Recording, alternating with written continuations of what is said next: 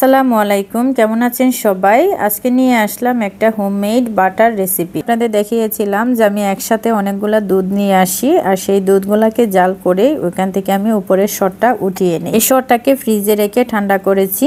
তারপরে এটার মধ্যে কিছু ঠান্ডা পানি দিয়ে সরটাকে ব্লেন্ড করে নিয়েছি। এদিকে একটা স্টিলের পাত্রের মধ্যে বেশ কিছু পানি নিয়ে আমি ডিপ ফ্রিজে রেখে দিয়েছিলাম। এই ঠান্ডা পানির মধ্যে ব্লেন্ড করা সরটাকে ছেড়ে দিব।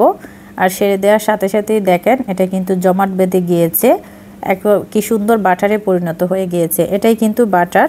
এখন এটাকে আমি একটু কষলে ধুয়ে নিব, তাহলে ভিতরে যে দুধের পরিমাণটা আছে সেটা একটু পানির সাথে গুলে যাবে আর সমস্ত বাটারগুলি এক জায়গায় জমাট বেঁধে যাবে। তো এটাকে আমি একটু কষলে দেখেন কি সুন্দর লাগতেছে, পুরাটাই বাটার, কি সুন্দর তৈরি হয়েছে দেখেন।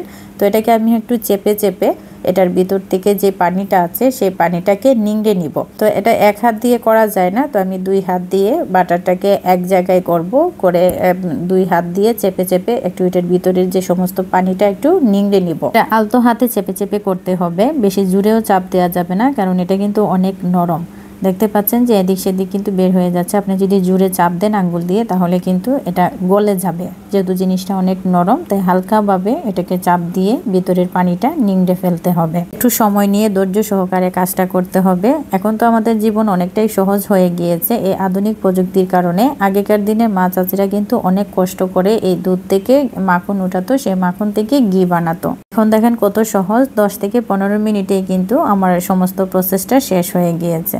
তো আমি আপনাদের সাথে কথা বলতে একটু চেপে এটার ভিতর থেকে সমস্ত পানিটা নিংড়ে নিয়েছি। এখন এটাকে আমি একটা বাটির মধ্যে সেট করব।